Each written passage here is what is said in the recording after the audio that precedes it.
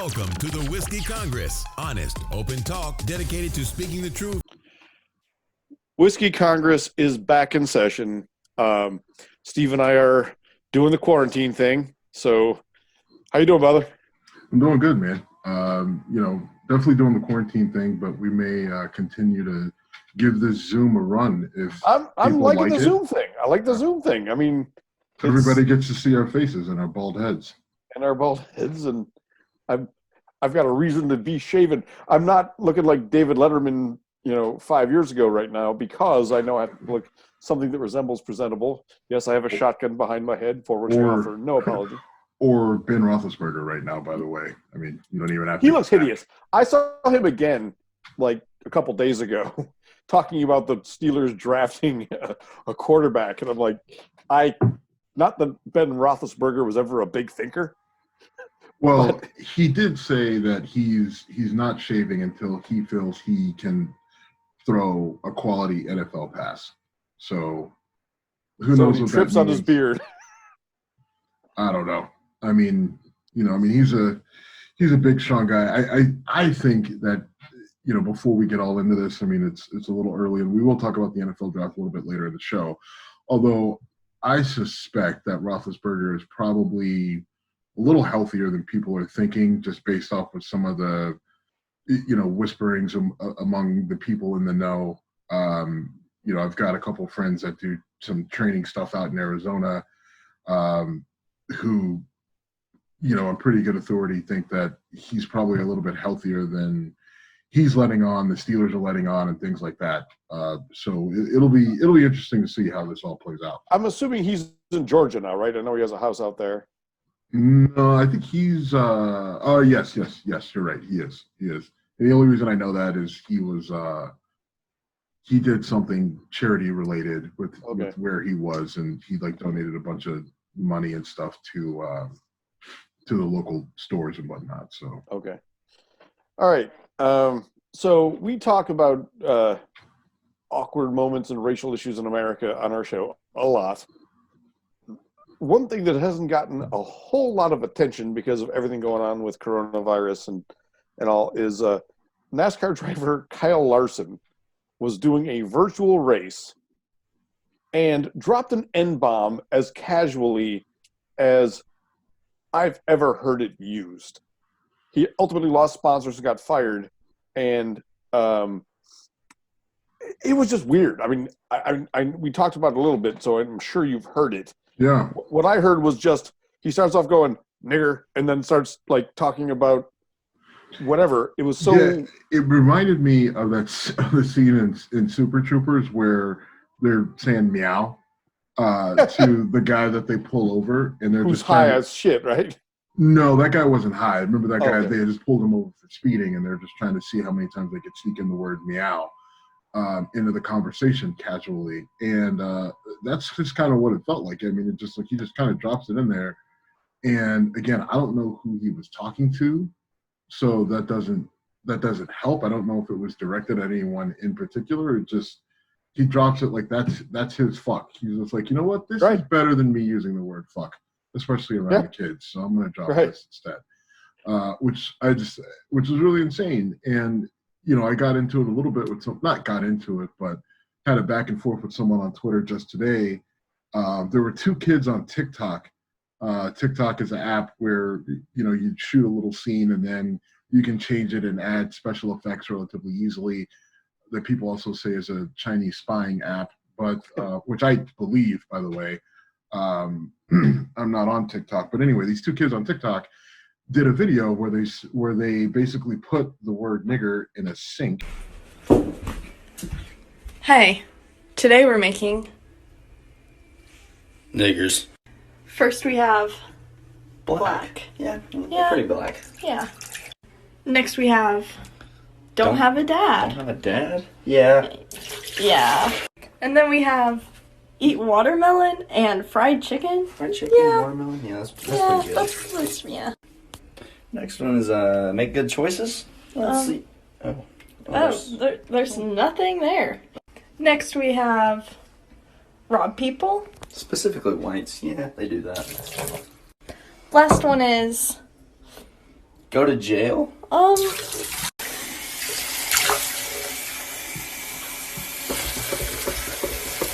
Exchange on Twitter was, the guy says, well, if I were to call them a bad name, I would be, people would attack me and all this other stuff, which I'm like, I don't know who would attack you, maybe conservatives, but even still, like, look, I don't have time to call people names. It's really annoying. I get on you about it when you kind of go off on rants and tangents, but I mean, because I think it really kind of delegitimizes arguments, debates, and it takes away from the idea of having a civil conversation and trying to really figure things out.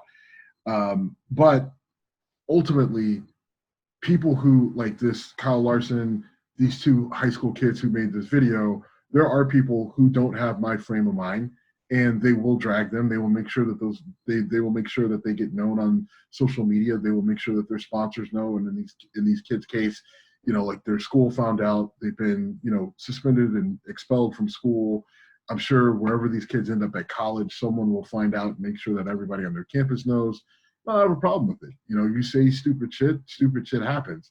Everybody makes choices. Oh, that was another one with the kids who made the TikTok video. They said, oh, makes poor choices. It's just like, you're recording yourself saying some really racist shit, talking about people making poor choices. Like, the irony of that is just amazing. So, for Kyle Larson, you get what you get. Like, I mean, I don't really give a shit anyway. I don't watch NASCAR. I don't, I'm at a point, I guess, in life where I see and understand what racism is. I see and see how it's used. And I think that we have built-in tools that we use against people like this. I mean, basically public shaming on social media and actually in public. It affects their income, and people think it's too harsh. I don't give a shit. That's the price that you pay. It's market. It's the free market working. You want to say shit like this, then this is what happens. So if you don't want that to happen, don't say stupid shit like that. This is the sort of thing that really punches back at someone like me, someone who says that, random societal racism is on the decline. It's not. I don't know how old Kyle Larson is, but I think he's in his 20s. Yeah, I think he's in his late 20s. Yeah, and it's like, to me, it's like the way he wings that word out was so casual.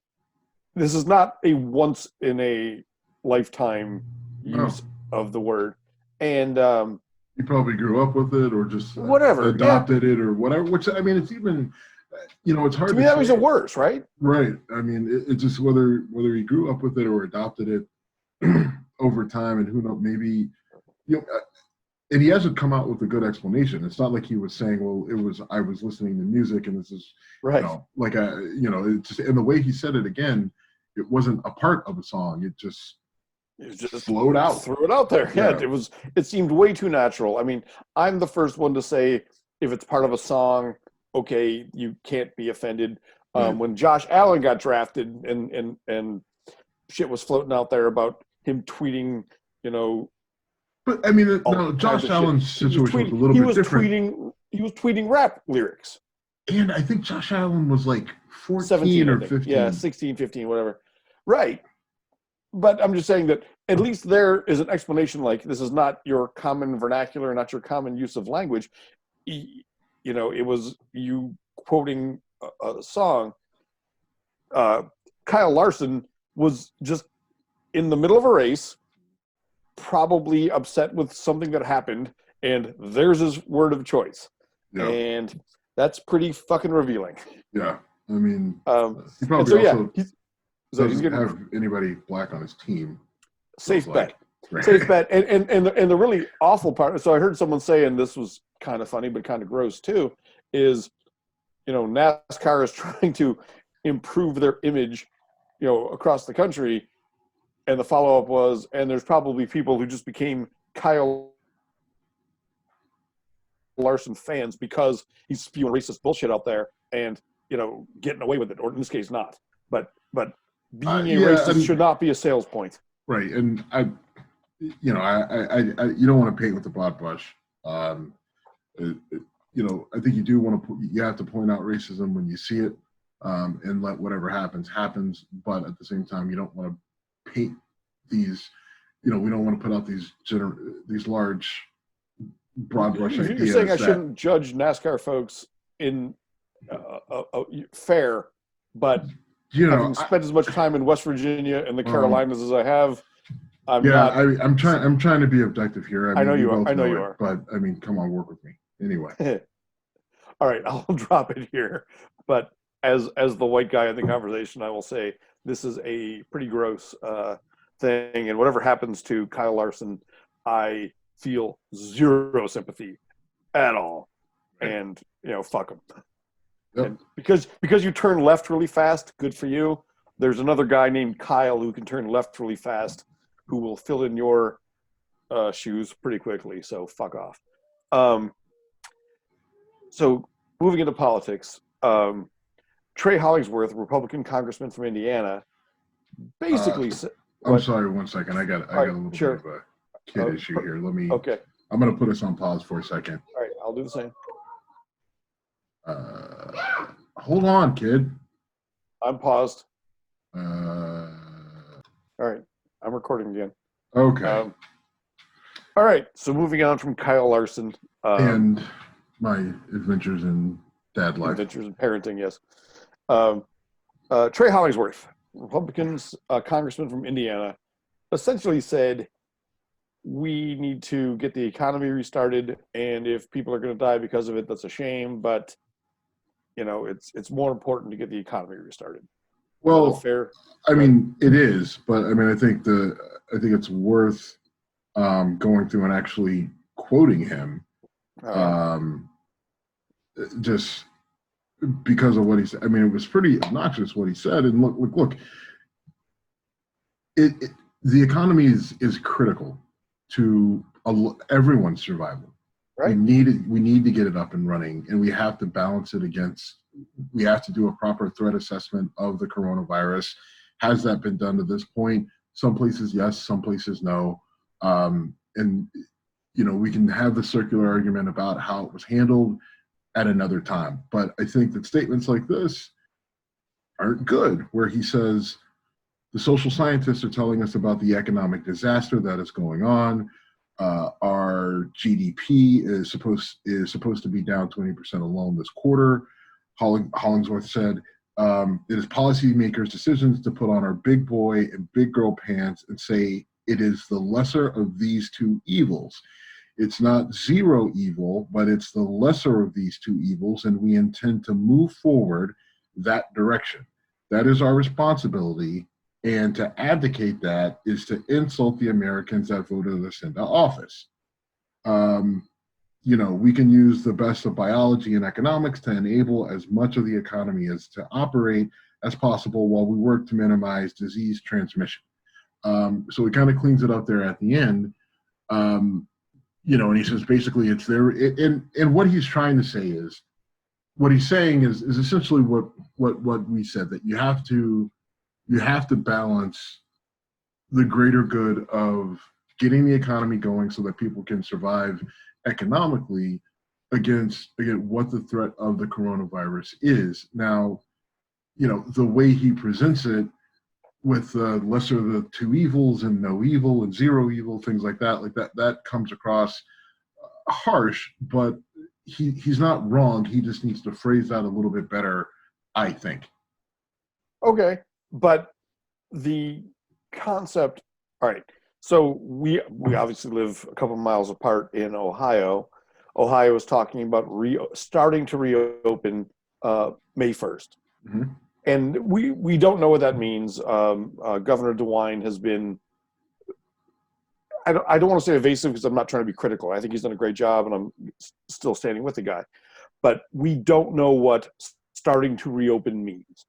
No, I mean, but to be fair, he also said that he told us on Friday that he was going to start to look at reopening on May 1st. And that he would have more details on it on Monday. It's Saturday. I'm sure it's something they're working on over the weekend on what that looks like. for this exact reason, I probably would have advised him not to say anything until they had a plan in place, because right, he says he wants to reopen, and because he didn't give every single detail, now other people in the media are just like, well, what does it mean? What does it mean? Like, guys, this is all happening in real time. No, we're working through it.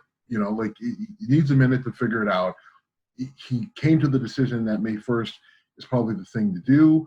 And I think he's looking at the state, like Ohio is different than a New York or even a Florida or other places, just because as a state, we've done a pretty good job of adhering to the stay-at-home order or shelter-in-place or whatever we want to call it. We have some good medical facilities that have done a good job of containing it the best they could within their own facilities. And we do have some large rural areas where people are just naturally sort of socially distant from each other. So, like, it's working in Ohio, right? Like, yeah. So because of that, he's saying, okay, you know what? We're gonna be able to look at it May 1st, and when we get to May 1st, we're gonna slowly phase it back in. And what that means, we don't know yet. I'll let you know in a couple days. All right. And I think he's also facing a lot of political pressure because there are protests right outside of the state capitol.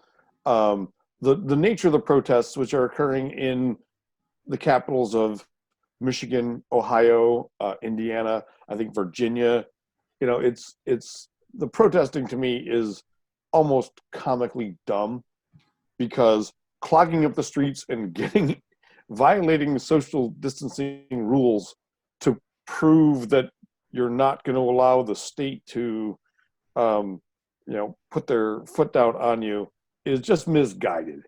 And let me be fair. I get the one recording. All right, where were we? We were on Trey Hollingsworth badly wording his economy versus society argument.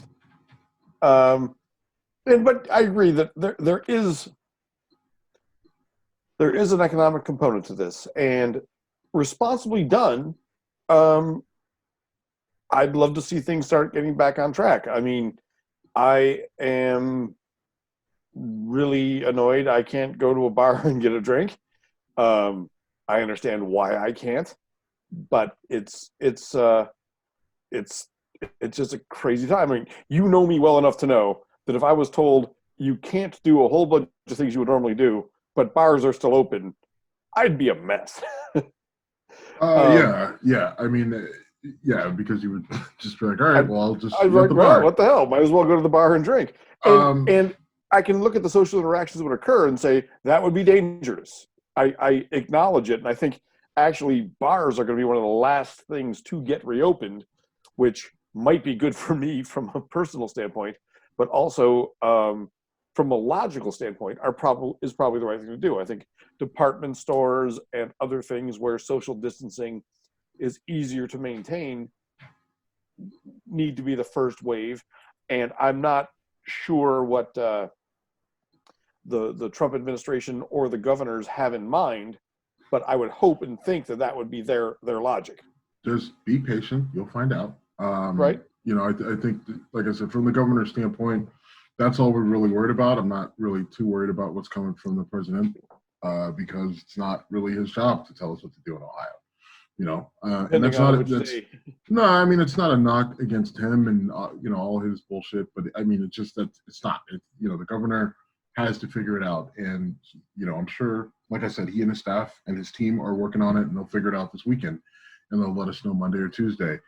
And I guess my I look at this and you look at the social media interactions and you listen to people, and I feel like there's got to be a middle ground here, right? I mean, there's so many people, like you go on Twitter and there are people who literally feel like the way they talk, they're depressed. They are terrified to go outside. Anyone who walks outside without a mask, they're just like, well, you're gonna die. I mean, like, you might as well you just signed your own death certificate. I mean, like, they immediately go to, if you're outside and you don't have a mask on, then you are either the Grim Reaper himself spreading death, or you are basically trying to commit suicide. Or you have Florida, where they're just like, open the beaches, it's party time. If you can socially distance, whatever, I don't care. You know, their governor, Rick DeSantis, can't even put a mask on, a surgical mask on, right? You know, he puts Rick DeSantis putting a mask on needs to be something we talk about. Because I mean, showed me the video. There's not even much. I mean, I guess I could figure out a way to kind of drop the video in, and maybe I will. No, just tweet it or whatever. Yeah, I mean, not now, but maybe right. You know, going back Tomorrow. to the editing process. But you know, I mean, so there. I feel like there's got to be a happy medium between everybody. Let's go to the beach, and if I go outside, I'm going to die, right? Like I mean, because and you know what the divide is. Progressive liberals are all depressed and terrified to go outside, and this is the end of days. And have you ever been this anxiety ridden, and have you ever been this worried about life, and I don't know what to do, I can't shower, I can't shave, and I just, you know, they dropped off my groceries on the steps and the guy didn't wipe off his hands, and now I'm having an asthma attack. It's just like, what the fuck is wrong with you?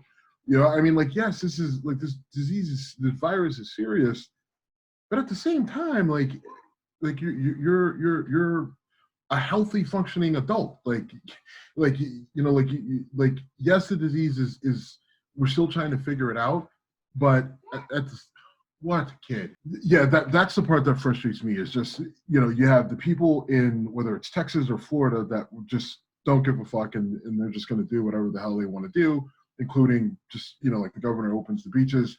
You know, Texas governor is talking about, you know, everybody go to a, you know, restaurant, get your favorite brisket, like, you know, and the opposite end of that. So, you know, if I'm an official and I'm making policy, I know that people are chomping at the bit to get back to work.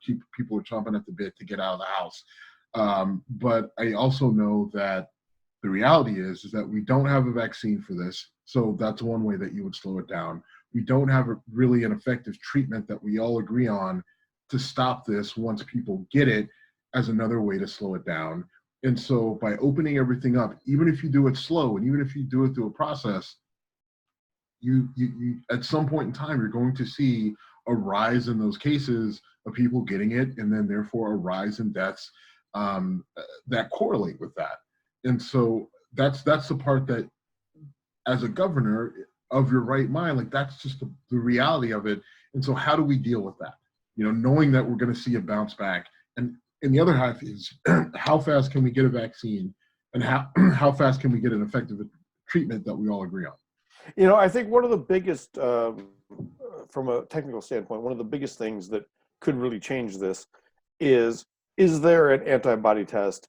And I was talking to my cousin yesterday or today. I don't even remember, to be honest with you, because the days all kind of run together. But he asked me, has there ever been a situation where we've done antibody testing before? And I had to honestly answer, I don't know. I don't ever remember that coming up. But if there was a test that could be performed on individuals that determined, yes, you are safe from this, or no, you are not, and that goes on the assumption that if you've been exposed to the virus or whatever, if your body has developed an immunity, we're assuming that it is not mutating to the point where you will not be safe if exposed again. And I saw Dr. Fauci talk about it today, saying he believes that's a safe assumption. If we could do that test, and it would be a blood test, and it would be possibly take some time to get results back. But if we could start identifying people who could safely be out in public, out doing normal things, and not be at risk, that would be a huge step towards re-establishing, you know, society. I mean, right now we're in a virtual standstill. I've gone to the grocery store and looked down, and there are now lines on the grocery store floor that basically show you they want unidirectional flow up each aisle. So there's a right way and a wrong way sticker on the floor of the aisles of the grocery stores. And I was not doing the right thing for the first 3 aisles because I didn't look. Then I saw that, and other people were crossing the aisles the wrong way, and I wasn't going to be the guy to say, oh, you're breaking the rules. But, you know, putting things into place that allow us to return to normalcy, for lack of a better term, is going to be a huge tipping point. And if we could identify through antibody testing who is not at risk to contract and or spread this virus, that would be enormous. And that would be a lot quicker than a vaccine, because a vaccine, A, requires development and then mass manufacturing, and B, we need to know the effectiveness of it. One thing that's been said about the coronavirus that we talked about when we had Ben on the other day is this virus does not seem to mutate quickly, which is very important in the establishing the effectiveness of a vaccine. But there's still a lot of unknowns out there, and that's what makes it so scary. So, I mean, I think all of the above, right? Like, we need an antibody test, we need a vaccine, we need a treatment, and honestly, let's get as many different groups working on all of those things, and whatever we get, we get. You know, and we keep working on it, and eventually we roll all three out. But we need at least one of those to start to help the transition, right? I mean, or to allow that transition to be more effective, because I think we're at a point now where everyone's saying, well, we're going to go back to normal. We'll try to phase it in. But the reality is the disease is still out there. You've got thousands of people who have it. You know, I mean, so tens or hundreds of thousands. Right? Yeah, I mean, hundreds of thousands of people who have it, and so it's going to continue to spread, even if you do a phased transition back in. You know, so it really comes down to the scientific and medical community to figure out a way to stop this thing on their end. That's really gonna be the thing. Otherwise, we're saying we're just going to rely on the idea of herd immunity, and, you know, people will get sick, they'll have the antibodies. If they can fight it, great. If they can't, then they die. You know, and we'll try to protect them as much as we can. You know, if you have a compromised immune system, then stay indoors, which I think that classification, there's a lot of people who don't feel that they have a compromised immune system, but if you go down the list of all the various health factors that, you know, they don't necessarily talk about, it's just like, no, your immune system is compromised as fuck. So you're like I said about me, one of my friends said to me, like, you're in high risk, and my initial thought was, fuck you. But I mean, I'm 48. I'm in pretty good health. But I could definitely lose a few pounds. I have high blood pressure. You know, I think I'm kind of on the border of, am I high risk or not? Yeah, I mean, and there's other factors that we've talked about, not on the show, about if you had your tuberculosis vaccination, right. and you know, I mean, you're not a huge smoker, or, you know, whatever. Right. So I mean, there's various things, and I don't know. I mean, I think you just have to be. Everybody's got to be. You have to be careful, because this virus, as much as we talk about the people that are susceptible to it, I mean, we've seen it kill people who don't have underlying symptoms, right. who don't have comorbidities, and that have been healthy, you know, 30, 35-year-old people that this thing has killed. And I'm sorry to kind of ambush you with this, but I feel safe doing it. Your sister had it. Yeah. I assume she's back into circulation by now, right? She just got out of isolation. Today is Saturday, so she just got out of isolation on Thursday. Okay. And she went back to work this weekend. She is a nurse. She works in the medical community. She's in an area in Ohio that they don't have a great medical system. They haven't isolated the virus well. It's a place where a lot of people commute to Akron, to Pittsburgh, to Cleveland. So you had a lot of people leaving Youngstown, going out, and then coming back in. And then you just don't have the medical system infrastructure there to handle something like this. So it was a bad scene.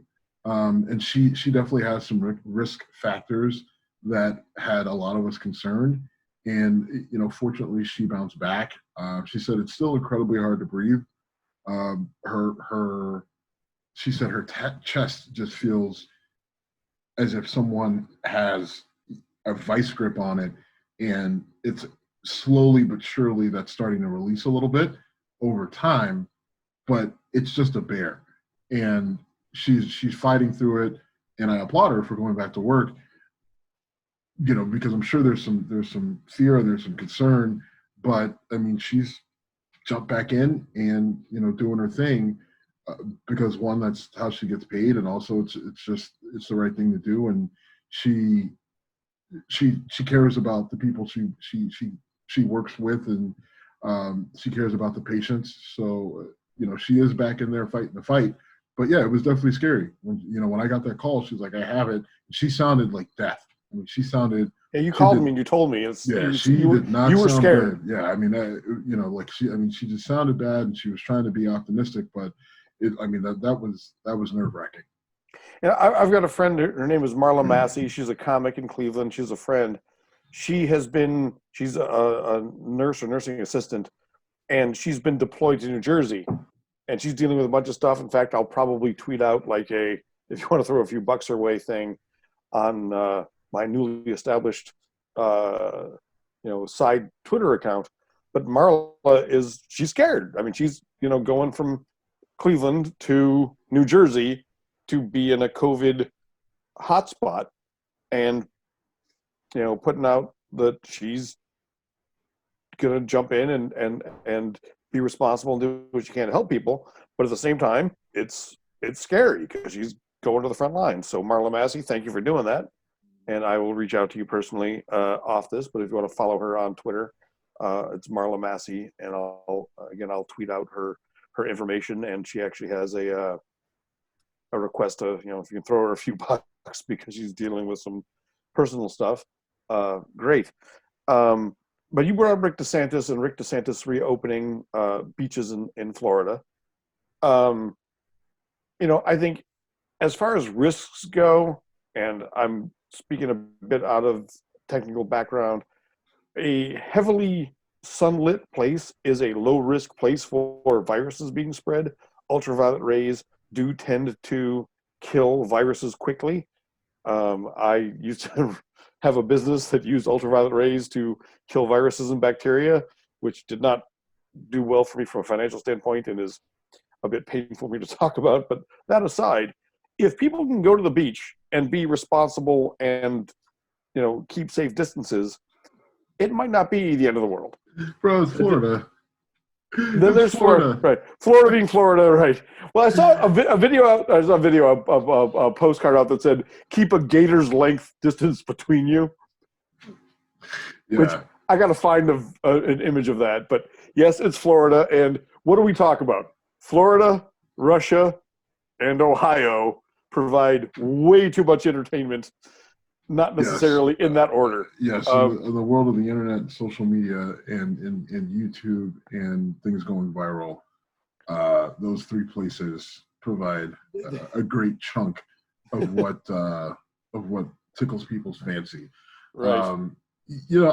I get what you're saying about the sun and UV rays and all that other stuff, but I mean, you still have bathrooms. You still have people, going to and from their cars. I mean, the sun's not going to instantly kill this thing. Beaches aren't the most sanitary places. There's plenty of, I think there's plenty of risk associated with it.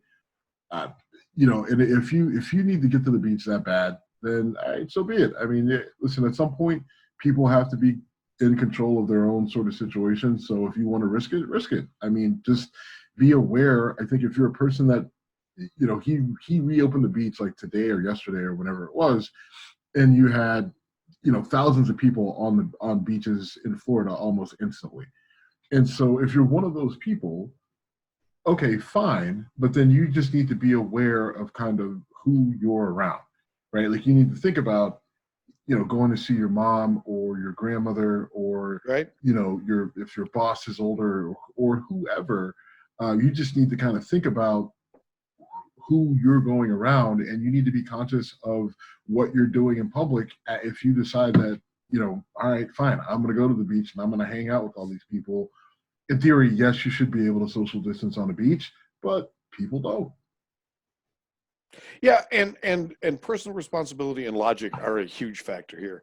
The folks who are openly defying logic because this is some, government thing, that's who bothers me the most. Whether or not they're the most impactful, I can't honestly judge.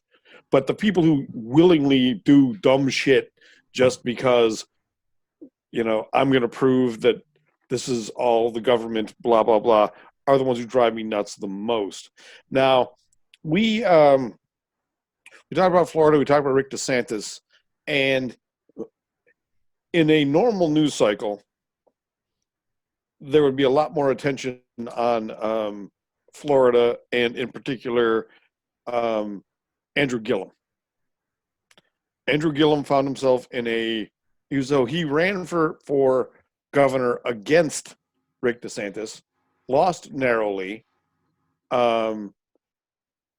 He ended up in a really awkward situation.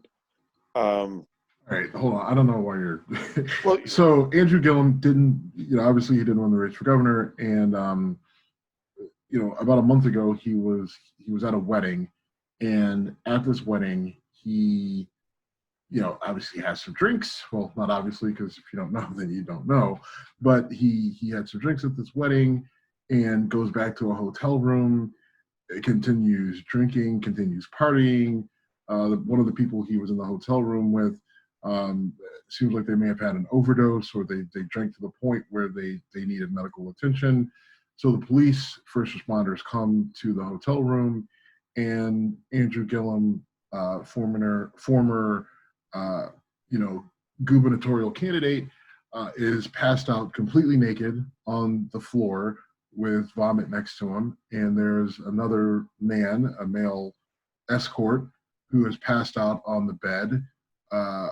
Unconscious and showing signs of an overdose. They found bags of crystal meth. They found pills. There was, Corona bottles, Corona beer. Not the virus, the beer. Not sure which is worse. Bottles of vodka, everything else. They said there was blood on the mattress and, other things. Like, it was a really graphic scene.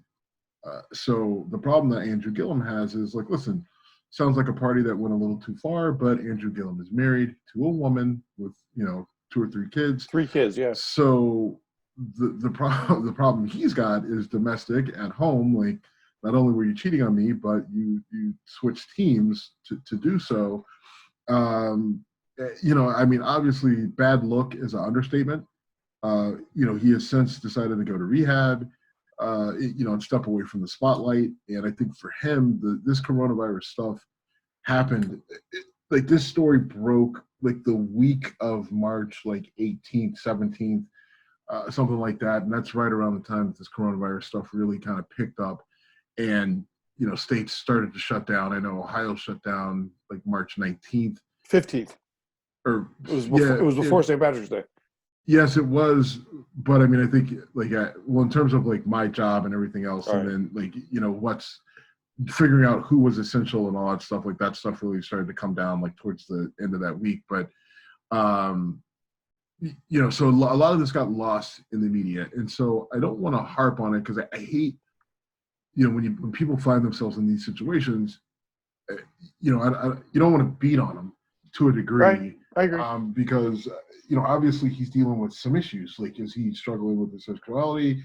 Does his wife know about his other side, I guess? Is this all related to just drinking too much? And, he entered himself into rehab. Now, is that for PR purposes, or is he legitimately saying, I need to change some things in my life. I need to remove drugs and alcohol. And so I'm going, I'm legitimately going to rehab to fight this. I don't know. I don't know either. It's just, I mean, the wacky part about it is that this would be tabloid central in, normal times. You know what? I don't know what it is. I don't know that's just not true anymore. I think in this age of Really? Trump, like Jim, things die in the news cycle so quick, especially with Trump. Like think about the number of things. How many times have you said that in the last 4 years? In a normal news cycle, this would be front page news for a month. But guess what? Things die. Like we can literally barely remember what happened on Monday, more or less. Something that was a month ago. You're bringing up a good point, and I want to bring up one thing because the reason I wanted to talk about Andrew Gillum is just, if this was a Republican, people would say you would have talked about it, so why aren't you talking about it as a Democrat? We talked about it. I agree. It's an awkward thing to talk about. But I need to beat up Kellyanne Conway a bit. We talk about Kellyanne Conway. We have talked about her on the show a bunch of times. The Trump administration is making a big deal out of putting this all on China and the World Health Organization. They've talked about defunding American money into the WHO. And Kellyanne Conway came out and said, this is COVID-19. It's not COVID-1. Okay, Kellyanne Conway, I'm not a doctor, but allow me to tell you from a non-medical professional's perspective that they're not sequentially named. It's COVID-19 because it happened in 2019. There weren't 18 of them before this. This isn't the Jason sequels and the Friday the 13th movie series. I mean, what a fucking Trump illiterate zombie to say that bullshit. And go ahead, call me out for being a Trump actor. It's not that. I am. It's just, I think her whole role has, since she was campaigning. Remember, she was campaigning with Ted Cruz.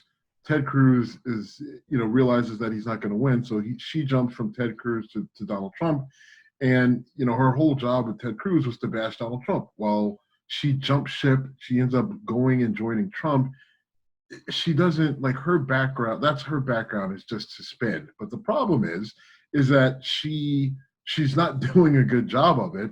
But again, it all just fades away. Like she said, the thing with alternative facts. She's said countless stupid, ridiculous things that we can't remember. She called Trump the commander of cheese.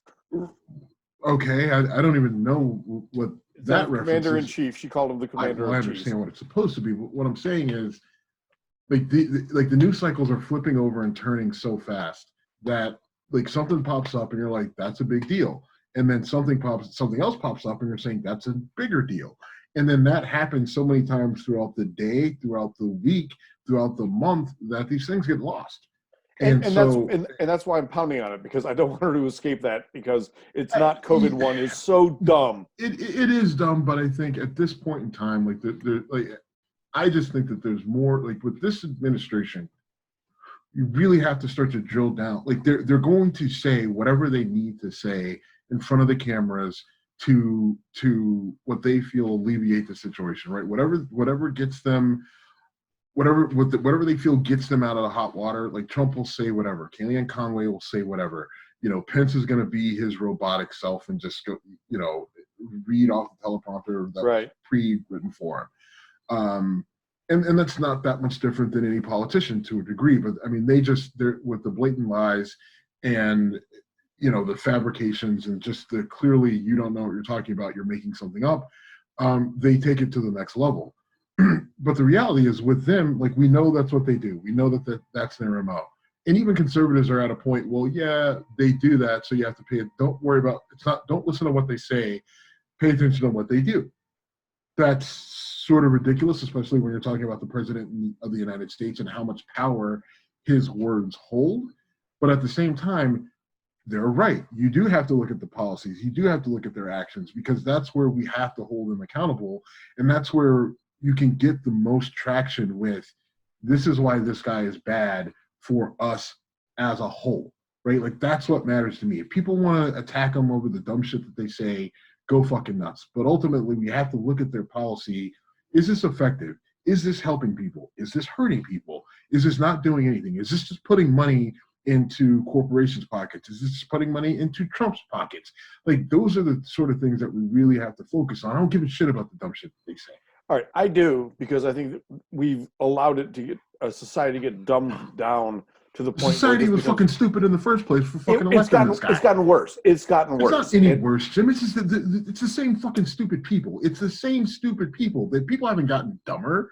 Right? Oh, I think they have. Like, I think they totally have. Like they haven't gotten dumber in the last 3 years. They're just as stupid as they were. They just now. All right, they're more empowered. Stupid.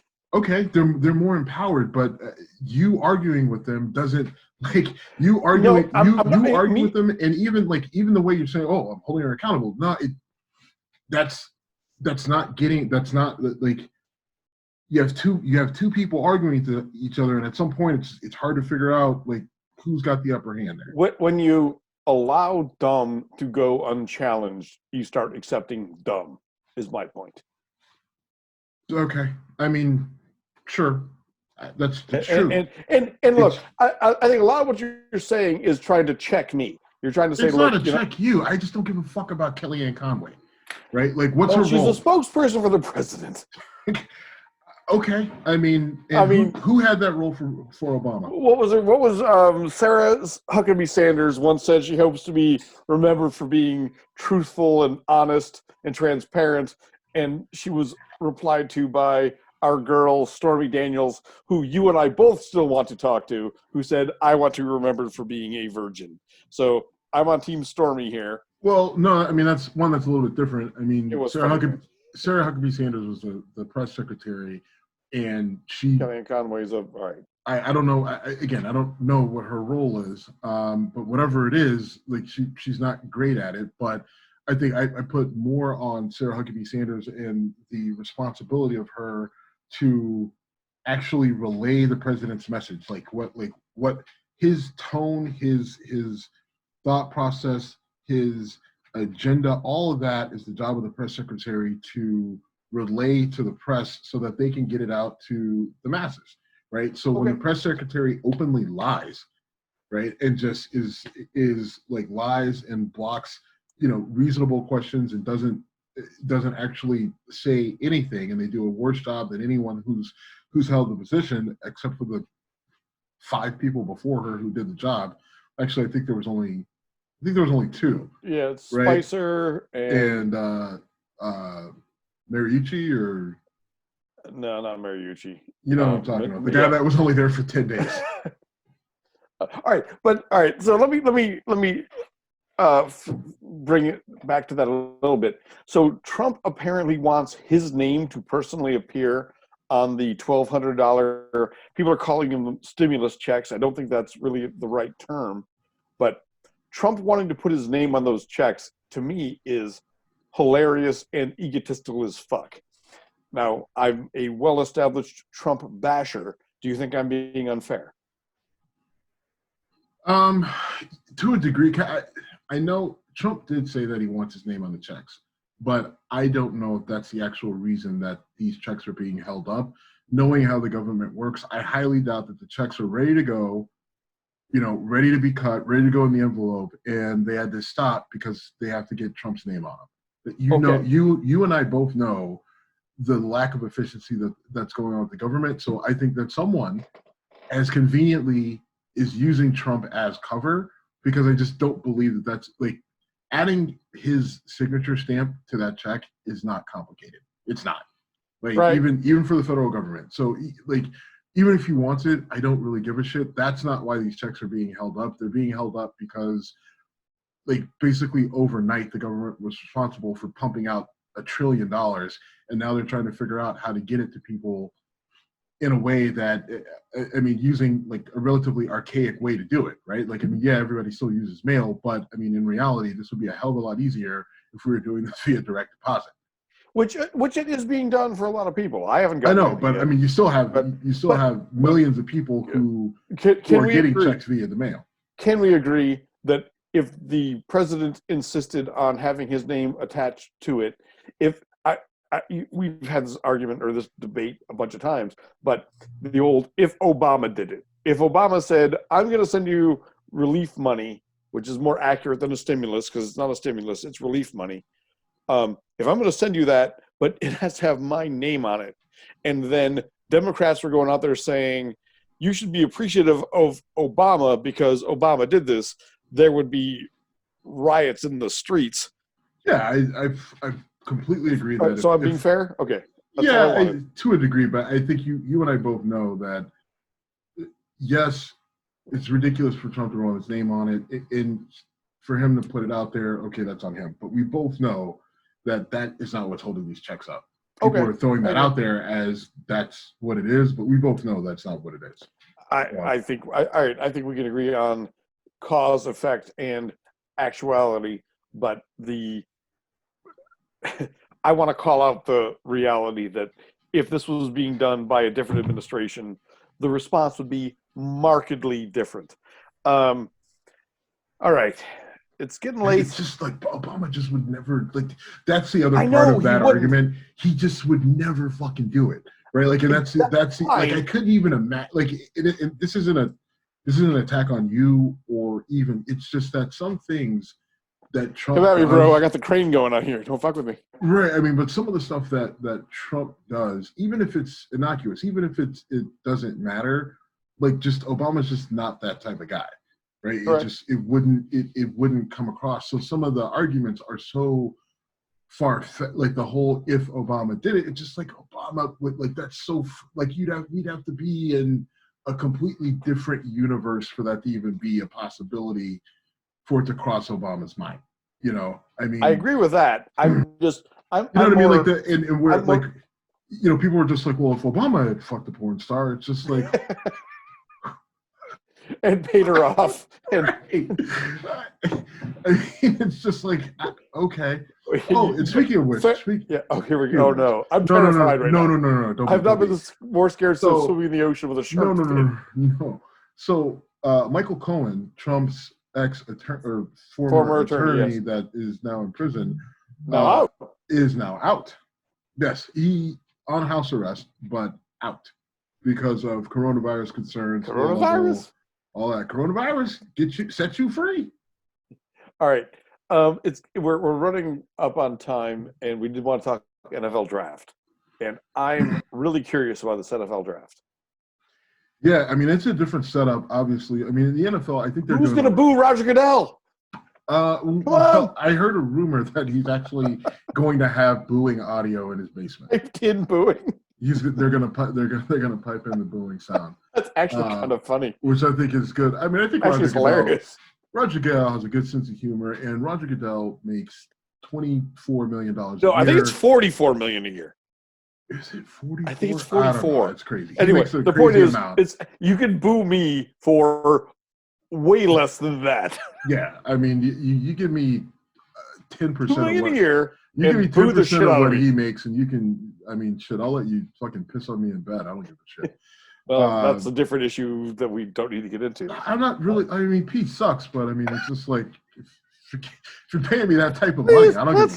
let's not break this down on a Like, as long as I urine can work, per dollar basis. Let's not do this. as Let's long not as do this. I can wear a surgical mask and Rick DeSantis doesn't put it No, on, no, I'll no. be fine. We never talked about that. We never talked about Rick DeSantis putting on a surgical mask while doing a press conference and not noticing that one of the straps to hold the mask on was under his chin.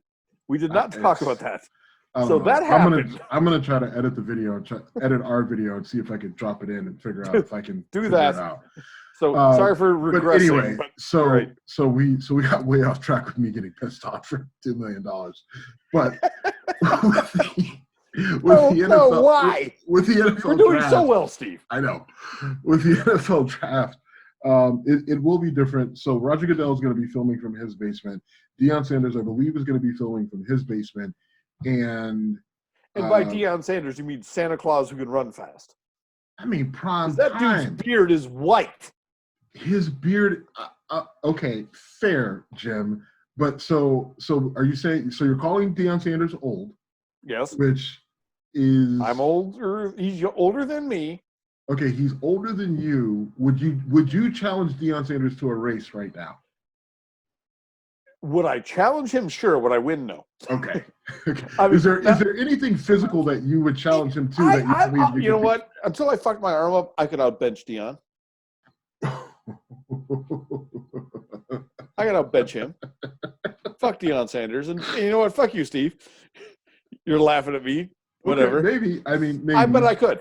But all right, I'm only saying that because I saw a video and it was Deion Sanders actually was talking about the Bills in a positive way. And I'm like, who's that white bearded dude? That's Deion Sanders. Yeah, he's not shaven and he's not using the Just for Man, obviously. Kevin Hart is completely gray. Have you seen him? I have not. Yeah, Kevin Hart he said during quarantine. Good. Dude, the reason I'm clean shaven isn't because I'm spick and span. It's because my whole fucking head and beard are gray. You got a couple coming on yourself there, brother. I'm not. Yeah, I got some white hairs. Mine are directly related to the little minion upstairs. Well, whatever. Blame. I think I got 3 new ones just tonight. You might have. I'm just saying that when I don't shave, it's awful. I mean, you've made fun of me for needing Just for Men, and no, I haven't. You're no, not. I have not. I have not. You've made Just for Men jokes in my presence. You told me I looked like Pitbull's older brother, and if I wanted to not look like Pitbull's older brother, I needed Just for Men. You have said this, sir. I will challenge you on this any day of the week. Okay, I did say that, but that wasn't really. Which I think constitutes exactly. It's not really an old joke. I mean, it's whatever, just lawyer. Whatever, lawyer. You are older. Are you or are you not older than Pitbull? The answer is yes. Okay, so and do you or do you not look older than him? Yes, you want answers? I think I'm entitled. If you want to look younger than Pitbull, I can't handle the truth. Or if you want to look around the same age, then Just for Men I can't handle may be the way to go. I can't handle the truth. NFL draft. Roger Goodell is going to be doing it from his basement. Doing it from his basement. They're going to be raising money at the same time. That will go to coronavirus effort relief, which, I mean, the NFL, listen, they literally print money, so they better be doing something along those lines. I think that this is a good idea. There are some people that are upset with the idea of the NFL going forward with the draft because it's insensitive to people who, are struggling and who have lost their jobs. And, football's not important right now. It's all about nurses and truckers and, essential workers. Well, I'm an essential worker designated by the state of Ohio. I want this. Fuck off. The other part of it too is that you can't the funny part is, you've got conservatives who are now really stuck in a tough spot, right? Because on the one hand, they're pissed that everything is shut down, and they know that Trump wants the economy back open, so they want the economy back open, but they're still mad at the NFL because of Colin Kaepernick, who the NFL won't let back in the league, but because some other players supported him, they're pissed at the NFL still. They're still holding on to that rag, but the NFL is saying, "Hey, free market capitalism. We're about to go ahead and fire it up and be the only show in town. Why don't you come watch?" And so now conservatives are just like, okay, that's the attitude you should have. But that whole Colin Kaepernick thing, but damn it, I don't know what to do. And honestly, I think it's the right move. I think, one, it gives some levity to the situation. I think the fact that they can, raise money around it. Now, I mean, the argument is they could also just literally write a check. But listen, whatever. Like I said, they're raising money for it. I think that ultimately the things for the NFL are probably going to be able to go at a somewhat normal pace, right? It seems like we're easing back towards. I know a lot of people like Anthony Fauci and other people are saying we're not going to be able to have people at sporting events until 2022, which I don't see anybody really going along with that. I think that's really tone deaf. I don't see the point of playing games, professional games, especially professional or college games, really, without the crowd. It's for the crowd, and if you're just playing it without fans physically there, then that means you're literally doing it only for money, and it needs to be more than that. Just being done only for money is nothing that. Okay, I get it, but I mean, listen, the fan experience at an NFL game, while it costs $1 bajillion to go to a game, is still a major part. Listen, when I watch the Steelers at home, that energy from the fan, you can feel it you can feel it through your TV, and if you can feel it through your TV, you can feel it in the stadium. And I think it's just an important part of the NFL, and I don't like the idea of playing sports without fans. Have I played sports without fans? Sure, I've played plenty of games of basketball on the neighborhood court, or we played football in the backyard, and it's just a bunch of guys. That's fine, but this game, the NFL, is not about it is about entertainment. It is about providing an experience for the fan. And I think that if you can't have the fans in the stands, then you can't have the game, in my opinion. Okay, but I think so that I disagree with you that's different. on that. I disagree with you on that because I agree it's a detraction from the quality of the game. I mean, as a Bills fan, Buffalo will pack 72,000 people into a stadium, and they are drunk and wild and stupid, and they provide an energy that is undeniable. Same as I've gone to games at it was Three Rivers. I don't know what it's called now, but I've been at Heinz Field. I've been at Heinz Field. I've been to what is now New Era Stadium, which was formerly. You've been to a lot of stadiums. Yeah, whatever. And the energy of a stadium is awesome. And I was a cheerleader in college. I mean, I ran out and was supposed to wave a flag and bring the energy, so to speak. So I get it. It matters. Thank you for holding back the joke that you're probably just dying to bring out. But I get it. Having said that, I would rather watch on TV a game in front of an empty stadium than not have a season. Okay. And to me, honestly, in terms of going to a game, I would rather watch a game on TV than I would spend the money to go to a stadium. First of all, I would much rather watch a game on TV. But because TVs are so much better now than they were. Well, just because you have so much more access, it's so much more comfortable, it's so much cheaper. You don't have to worry. Like, it's not as nearly as much of an exhausting process. You got to go. It doesn't cost as much. A beer isn't $8. Yes. All that other stuff. It's a much better. And which is a problem that the NFL is facing is, like the product is better at home than it is actually in the stadium, which is why they have to push for getting 5G in the stadiums and better Wi-Fi access and all that other stuff. I get what you're saying about you'd rather watch it with no fans. I would much rather have a season started on time without fans. But I'm saying, aside from what I want, what should happen and what should prevail is if we can't do this for the fans, the people in the stadium live, then this can't happen. This can't happen or cannot can't happen? Cannot. No one's going to, listen, that's too altruistic. It's too do the right thing. Nobody's going to fucking do it. Nobody thinks that way. Nobody wants that to happen in real life.